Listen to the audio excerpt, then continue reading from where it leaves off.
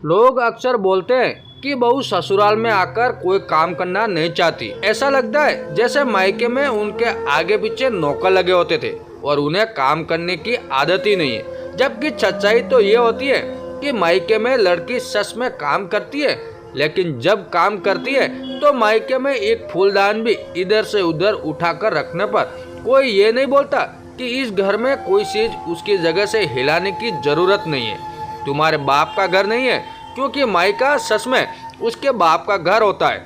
मायके में सब्जी में नमक मसाले तक डालने के लिए माँ की परमिशन लेने की जरूरत नहीं होती थी, और ना ही माँ की ये कहती है कि लुटा दो मेरा सारा किचन। फरी कमाल है ना। मायके में कपड़े धोते वक्त माँ से पूछकर वॉशिंग पाउडर डालने की जरूरत नहीं होती, बल्कि अपने हिसाब से लड़की खुद डाल देती थी। लेकिन ससुराल में ऐसा करने पर ससुराल लुटा दिया जाता है, क्योंकि ससुराल वालों के हिसाब से उसे सही नहीं पता नहीं कितना वॉशिंग पाउडर डाला जाता है। जब ससुराल में ऐसा हो कि लड़की अपनी मर्जी से एक सामान भी यहाँ से वहाँ ना रख सके, और ऐसा करने पर उसे 10 बातें सुना दी जाए इस ताने के साथ कि ये तुम्हारा मायका नहीं है, तो वो लड़की क्या करेगी। जितनी स्वतंत्रता से वो मायके में कोई भी काम कर सकती थी, उतनी स्वतंत्रता तो दूर ससुराल में काम करने पर 10 ताने और सुना दिए जाते हैं। तो फिर लड़की भी मान बैठती है, छोड़ दो, कौन सा मेरे बाप का घर है जो मैं अपना सर फोड़ूं। नहीं करूँगी कोई काम करूँगी तब भी सुनना ही है, और नहीं करूँगी तब भी सुनना ही है। इससे अच्छा आराम से बैठकर सुन लो। और ऐसा उसे ससुराल वाले ही बनाते हैं। मानो या ना मानो, ये एक कड़वा सत्य है। जब बहू ने ससुराल की परिस्थितियों को समझने और अपनाने की कोशिश की तो उसे हर कदम पर ताने और रोक टोक ही मिली। मायके में जो सेज था वही ससुराल में गलती बन गया। धीरे धीरे उसने भी खुद को समेट लिया और अपने काम से काम रखने लगी। एक दिन उसने देखा कि उसकी सास बहुत बीमार है। घर में कोई उनकी देखभाल करने वाला नहीं था। बहू ने आगे बढ़कर उनका ध्यान रखना शुरू किया, उन्हें समय पर दवा देना, उनके लिए हल्का भोजन बनाना और रात में उनके पास बैठकर उनकी देखभाल करना। ये सब उसने बिना किसी स्वार्थ के किया।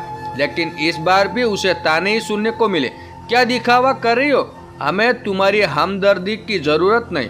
ये सुनकर बहू की आंखें भर आई।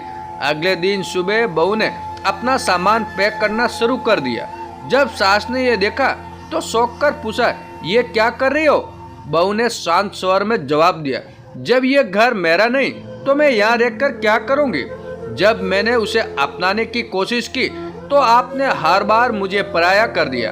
अब मैं अपने पति के साथ जा रही हूँ जहाँ मुझे अपनापन महसूस हो। सारा घर स्तब्ध रह गया।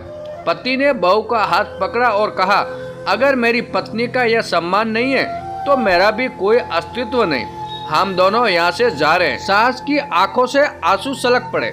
उन्होंने बहू के आगे हाथ जोड़ दिए और रूंगे गले से कहा, बेटा हमें माफ कर दो। हम अपनी सोच में इतने उलझे थे कि तुम्हारे मन की पीड़ा को कभी समझ ही नहीं पाए। मत जाओ, हमें एक मौका दो। बहू कुछ देर तक सास को देखती रही, फिर कहा, मौका तब दिया जाता है जब कोई उसे पाने के लिए तत्पर हो। क्या आप सच में मुझे अपनाने को तैयार है। ससुर ने आगे बढ़कर कहा, हाँ बेटा, आज से ये घर उतना ही तुम्हारा है जितना हमारा। हमें माफ कर दो। ये सुनकर बहू की आंखों में आंसू आ गए। उसने अपना बैग रख दिया और पहली बार उसे अपने ससुराल में सच में अपनापन महसूस हुआ।